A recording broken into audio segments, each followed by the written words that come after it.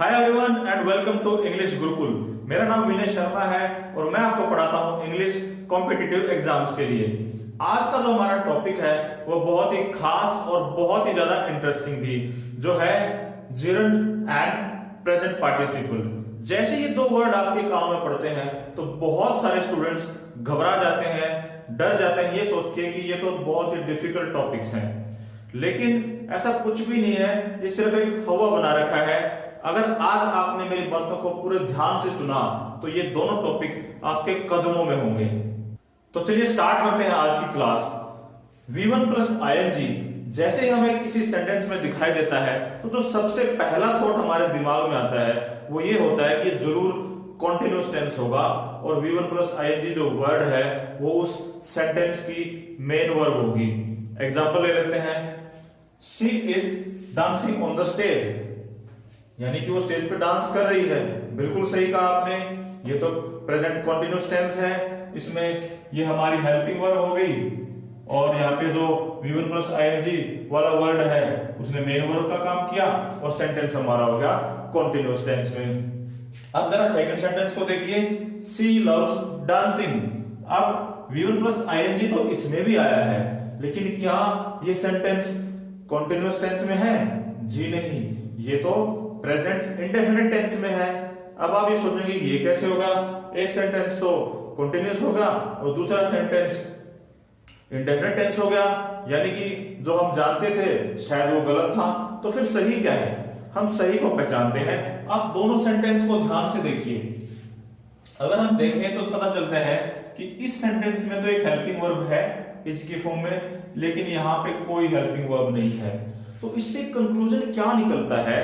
जो हमें कंक्लूजन मिलता है वो ये है कि कोई भी सेंटेंस अगर उसमें V1 प्लस ing हो वो तब तक कॉन्टिन्यूअस नहीं बनेगा जब तक V1 प्लस ing से पहले कोई हेल्पिंग वर्ब उस सेंटेंस में ना आ जाए। तो इससे हमें पता चल गया कि क्योंकि इस सेंटेंस में, सेकंड सेंटेंस में हमारे पास कोई हेल्पिंग वर्ब नहीं है, इसलिए ये जो हमारा सेंटेंस है वो कॉन्टिन्यूअस टेंस में नहीं है। अब सवाल ये उठता है कि यहाँ पे तो dancing V1 plus ing main verb बन गई, तो यहाँ पे इसका क्या रोल है? अगर आप देखोगे तो हम ये तो नहीं कह सकते कि इसकी मेन वर्ब है, क्योंकि इससे पहले लव्स एक मेन वर्ब आ चुकी है और कोई भी दो मेन वर्ब किसी सेंटेंस में तब तक नहीं हो सकती जब तक उनके बीच में कोई कंजंक्शन ना हो। तो यानी कि ये इसकी मेन वर्ब तो हो नहीं सकती। तो फिर क्या हो सकती है, जरा सोचिए।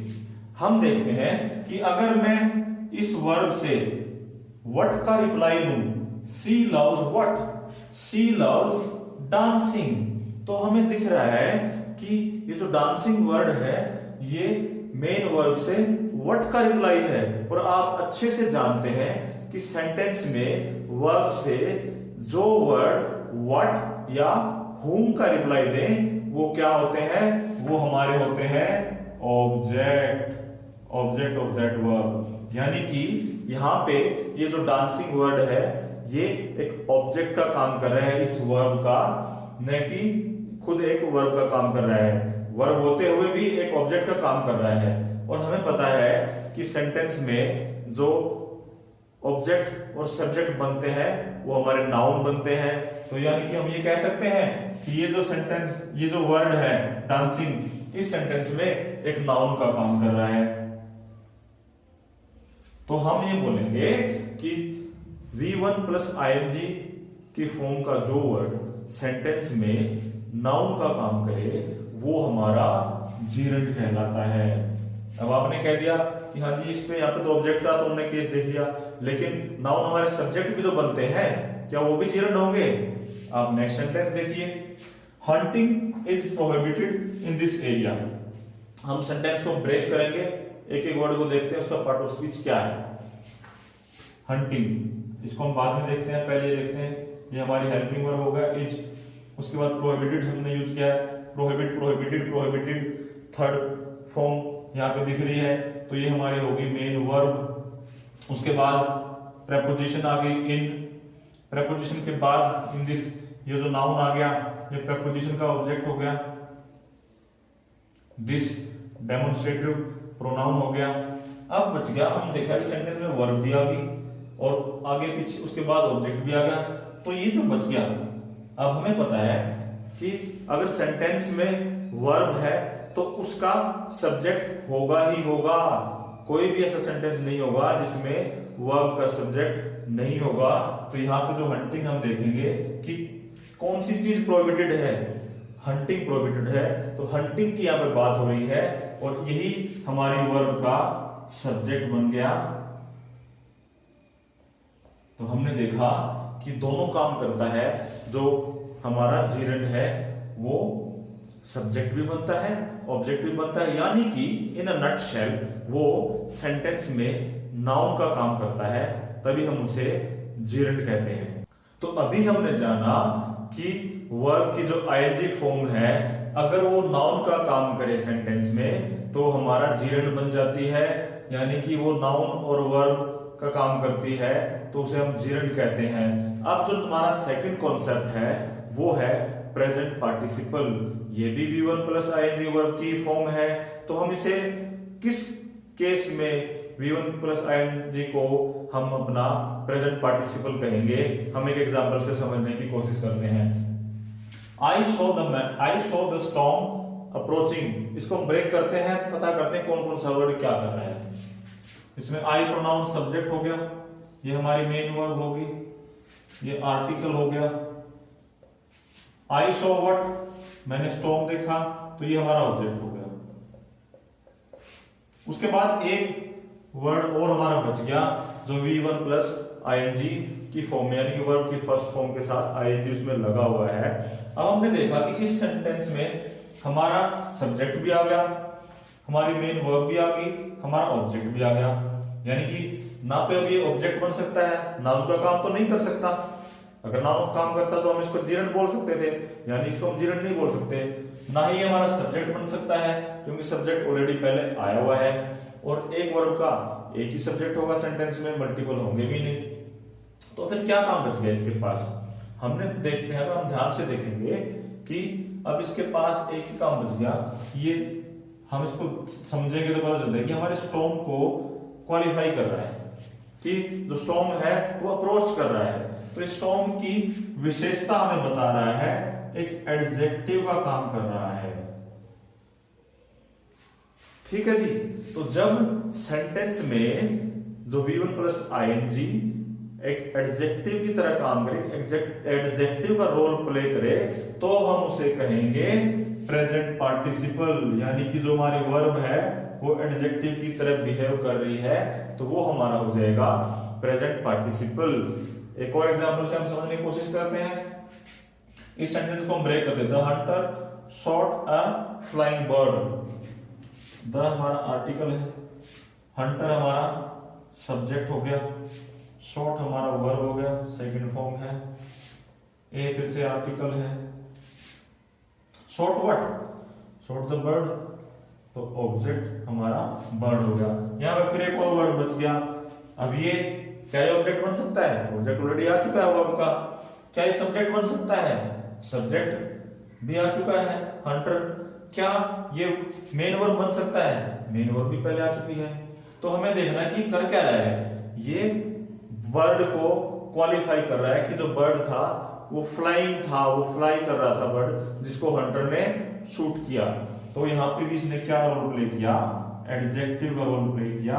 V1 प्लस आईएनजी ने यहाँ पे एडजेक्टिव का रोल प्ले कर दिया, तो ये भी हमारा बन गया प्रेजेंट पार्टिसिपल। कितने आसान थे दोनों कॉन्सेप्ट, और आप इसको कितना बड़ा हुआ माने बैठे थे कि अगर सेंटेंस में वर्ब हमारी आईएनजी की फॉर्म में हो तो अगर वो नाउन का काम करती है, सब्जेक्ट या ऑब्जेक्ट लेती है, तो हमारा जीरंड हो जाएगा। अगर वो सेंटेंस में एडजेक्टिव का रोल प्ले करती है तो वो हमारा प्रेजेंट पार्टिसिपल हो जाएगा। क्या ये मुश्किल था, बिल्कुल भी मुश्किल नहीं था, समझ गए। तो आपने देखा कि दोनों ही कॉन्सेप्ट कितने इजी थे, है ना। लेकिन फिर भी आप मिस्टेक कर सकते हो। आप मिस्टेक कहां करोगे, आप मिस्टेक करोगे जब आप इनके रोल को नाउन या एडजेक्टिव के रूप में पहचानने में करोगे। तो चलिए हम अपनी अंडरस्टैंडिंग को थोड़ा और स्ट्रॉन्ग करते हैं। 3 एग्जांपल हम लेते हैं और पहचानने की कोशिश करते हैं कि कौन से केस में जो V1 प्लस ING है वो जीरंड है और कौन से केस में प्रेजेंट पार्टिसिपल है। पहला एग्जांपल हम लेते हैं, I am tired of running. Sentence को ब्रेक कर लेते हैं। मैं हर बार सेंटेंस को ब्रेक क्यों करवा रहा हूं? क्योंकि समझिए, अगर आपने इंग्लिश को समझना है, अगर रट्टे लगाना है तो अलग बात है, आपने इसको समझना है तो फिर हमने सेंटेंस को पोस्टमार्टम के द्वारा ही समझना पड़ेगा। एक एक वर्ड का रोल हमें पता करना पड़ेगा, तभी हम उसको समझ पाएंगे, पता कर पाएंगे कि कहां पर क्या गड़बड़ है। समझे आप? तो चलिए इसको ब्रेक करते हैं। ये हमारा सब्जेक्ट हो गया आई, ये हेल्पिंग वर्ब हो गया, टायर्ड थर्ड फॉर्म है, मेन वर्ब हो गई, ऑफ हमारा प्रेपोजिशन हो गया। तो अब उसके बाद जो बच गया, अब आप सोचोगे कि इसमें ये आ गई है, मेन वर्ब भी आ गई है, उसके बाद प्रेपोजिशन आ गई, तो ये प्रेपोजिशन के बाद क्या आता है? हम पहले पढ़ चुके हैं कि प्रेपोजिशन के बाद जो वर्ड है उस प्रेपोजिशन का ऑब्जेक्ट बनेगा। तो ये हमारे केस में यहां पे बन गया ऑब्जेक्ट ऑफ दिस प्रेपोजिशन। अब आपको पता है, आप ये नहीं कह सकते कि इसमें वर्ब का कोई ऑब्जेक्ट नहीं बना। भाई प्रेपोजिशन का ऑब्जेक्ट भी तो नाउन प्रोनाउन ही होते हैं। तो यहां पे इसका क्या रोल हो गया? नाउन का रोल हो गया। नाउन का रोल हो गया तो क्या बन गया? जीरंड बन गया। सेकंड एग्जांपल, फर्स्ट एग्जांपल हमारा हो गया जीरंड का। हमने पहचान लिया कि यहां पे इसने ऑब्जेक्ट का काम किया, तो ये जो इसने नाउन का काम कर दिया और ये हमारा जीरंड हो गया। अब सेकंड एग्जांपल आप देखिए, अ रोलिंग स्टोन गैदर्स नो मास, यानी कि जो रोल करता हुआ जो पत्थर होता है उससे कीचड़ नहीं चिपकता, मिट्टी नहीं चिपकती, काई नहीं चिपकती। तो चलो इसको हम ब्रेक करते हैं। ये हमारा आर्टिकल हो गया, ये हमारी वर्ब होगी, ये वर्ड ऑफ नेगेशन है नो, गैदर वर्ड मोस, तो ये हमारा ऑब्जेक्ट हो गया। अब हमें ये देखना, हमारे पास दो वर्ड्स बच गए। अब इसमें कौन सा हमारा सब्जेक्ट होगा? आप सेंटेंस का मीनिंग निकालिए। कौन सी चीज है जो मॉस को गैदर नहीं करती? क्या नहीं करती? स्टोन गैदर नहीं करती। तो एक्चुअल में इसका जो सब्जेक्ट है वो स्टोन बनेगा, न कि रोलिंग। अब रोलिंग क्या करेगा? ना तो सब्जेक्ट का ऐसा काम बचा, ना इसका वर्ब का काम बचा और ना इसका ऑब्जेक्ट का काम बचा। तो हम देखते हैं कि कर क्या रहा है, ये स्टोन को, हमारे सब्जेक्ट को क्वालिफाई कर रहा है एडजेक्टिव की फॉर्म में। यानी कि कैसा स्टोन था? रोलिंग स्टोन जो है वो कीचड़ को गैदर नहीं करता। समझे? तो इसने क्या किया, यहाँ पे स्टोन को क्वालिफाई कर दिया, स्टोन की विशेषता बता दी कि स्टोन जो था वो रोलिंग था। तो यहाँ पे V1 प्लस ING जब एडजेक्टिव का काम करे तो वो क्या हो गया? हमारा प्रेजेंट पार्टिसिपल हो गया। तो यहाँ पे इसका रोल क्या हो गया? Present participle. अब एक और एग्जांपल हम लेते हैं, walking on the grass is forbidden, यानी कि घास पर चलना अलाउड नहीं है। ठीक है, तो इसमें हम देखते हैं, सेंटेंस को हम ब्रेक करते हैं। ये हमारी हेल्पिंग वर्ब होगी, ये हमारी मेन वर्ब होगी। अब आप इसमें कंफ्यूज हो जाओगे। आप कंफ्यूज क्या हो जाओगे? आप ये सोचोगे कि यहां पे वॉकिंग हमारा, ग्रास हमारा सब्जेक्ट हो गया और वॉकिंग इसकी जो है वो बता रहा है, क्या बता रहा है? इसको क्वालिफाई कर रहा है। लेकिन आपने देखा नहीं, हम कितनी बार पढ़ चुके हैं कि इन दोनों के बीच में एक प्रेपोजिशन आ गई है और हम अच्छे से जानते हैं कि प्रेपोजिशन के बाद जो नाउन आएगा वो क्या होगा? उस प्रेपोजिशन का ऑब्जेक्ट होगा। अगर ये इस प्रेपोजिशन का ऑब्जेक्ट हो गया तो इसका सब्जेक्ट तो बन ही नहीं सकता। तो क्या बना ये? वॉकिंग हमारा, ये हमारा सब्जेक्ट बनेगा, न कि एडजेक्टिव बनेगा। समझिए, आप दोबारा समझिए कि क्योंकि प्रेपोजिशन के बाद जो आता है वो प्रेपोजिशन का ऑब्जेक्ट होता है। फिर उसका उस वर्ब से कोई कनेक्शन नहीं रहेगा, यानी कि वो उस वर्ब का सब्जेक्ट नहीं बन सकता। तो फिर अगर वर्ब है तो उसका कोई ना कोई सब्जेक्ट तो हमें सेंटेंस में चाहिए ही चाहिए। तो इस केस में और कौन सा वर्ड बच गया जो वर्ब का सब्जेक्ट बनेगा? तो वॉकिंग बच गया और सब्जेक्ट बन गया। तो इसने किसी का काम किया?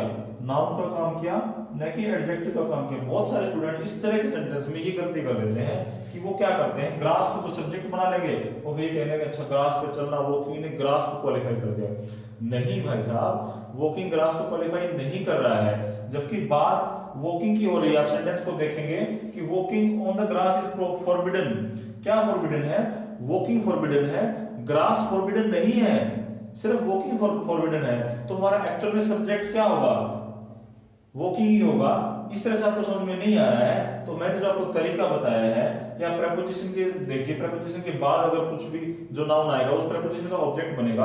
अगर कोई वर्ड प्रेपोजिशन का ऑब्जेक्ट बन गया है तो फिर उसका उस हमारे सेंटेंस की वर्ब से कोई कनेक्शन ही नहीं बचेगा। तो यानी कि इस अगर हमारी वर्ब है इसका सब्जेक्ट नहीं बन सकता तो फिर इसे सब्जेक्ट तो चाहिए सेंटेंस में।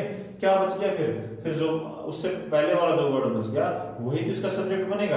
अगर सब्जेक्ट बनेगा तो इसने किसका काम किया? इसने नाउन का काम किया। नाउन का काम करेगा तो क्या ये प्रेजेंट पार्टिसिपल होगा या जीरंड होगा? तो ये जीरंड होगा, न कि प्रेजेंट पार्टिसिपल। इस तरह की कंफ्यूजन आपको परेशान करती है। वहां पे जो मैं कहता हूं कि सेंटेंस को पोस्टमार्टम कीजिए, वहां पे आपको आइडेंटिफाई करने में हेल्प करेगी कि आप सेंटेंस को ब्रेक करें, एक एक वर्ड को देखें कि उसका क्या रोल है सेंटेंस में। जैसे इसको जब हमने पूरा तोड़ा तो हमें पता चलता, अदरवाइज फर्स्ट लुक में क्या होता, कोई भी बच्चा इसको सब्जेक्ट मान के, इसको एडजेक्टिव मान के इसको बोल देता प्रेजेंट पार्टिसिपल। लेकिन जब हमने एक एक वर्ड को तोड़ा तो हमें पता चला कि यहाँ तो प्रेपोजिशन आ चुकी है। प्रेपोजिशन के बाद वाला जो नाउन है वो प्रेपोजिशन का ऑब्जेक्ट है, उसका वर्ब से कोई कनेक्शन नहीं हो सकता। अब हमें वर्ब को सब्जेक्ट तो चाहिए, तो फिर कौन सा बच गया? सब्जेक्ट हमारा वॉकिंग ही बच गया। अगर कुछ बच्चे हैं जो सेंस निकाल लेते हैं, ठीक है, हाँ जी बात हो रही है वॉकिंग की, तो ग्रास की बात नहीं, वो कह रहे हैं कि वॉकिंग फॉरबिडन है, ग्रास फॉरबिडन नहीं है, वो समझ जाएंगे। लेकिन अगर आपने इसको अच्छे से समझना है, टेक्निकली समझना, तो टेक्निकल पॉइंट भी मैंने आपको बता दिया कि आपने देखा कि यहाँ पे प्रेपोजिशन थी, प्रेपोजिशन के बाद वाला नाउन जो था वो प्रेपोजिशन का ऑब्जेक्ट बन गया। अब वो जो हमारा क्या कहते हैं वो ग्रास जो है, क्योंकि प्रेपोजिशन का ऑब्जेक्ट है, अब वो हमारी वर्ब का सब्जेक्ट नहीं बन सकता। तो जो बाकी बच गया वही हमारी वर्ब का सब्जेक्ट होगा। सब्जेक्ट हो गया तो वो अब एडजेक्टिव नहीं रहा, अब वो एक नाउन बन गया। नाउन बन गया तो वो प्रेजेंट पार्टिसिपल नहीं हुआ, अब वो जीरंड बन गया है। तो ये थी हमारी आज की क्लास। आपने देखा कि जो हमारे जीरंड और प्रेजेंट पार्टिसिपल हैं वो बिल्कुल भी मुश्किल नहीं है उनको समझना, अगर हम लॉजिक को पकड़े। मैंने आपको लॉजिक समझा दिया है और आपको एक दो एक्सरसाइज कंफ्यूजिंग एग्जाम्पल भी बताए हैं। आप थोड़े से एग्जाम्पल और अपनी बुक से करेंगे तो आपको कॉन्सेप्ट बिल्कुल क्लियर हो जाएगा और आप इसमें मार नहीं खाएंगे। अगर आपको लेक्चर पसंद आया हो तो इसको ज्यादा से ज्यादा लोगों के साथ शेयर कीजिए ताकि मैक्सिमम लोग इसका बेनिफिट उठा सकें। इस कड़ी में आपसे फिर मुलाकात होगी अगले लेक्चर में, तब तक के लिए इजाजत दीजिए। Till then goodbye, take care.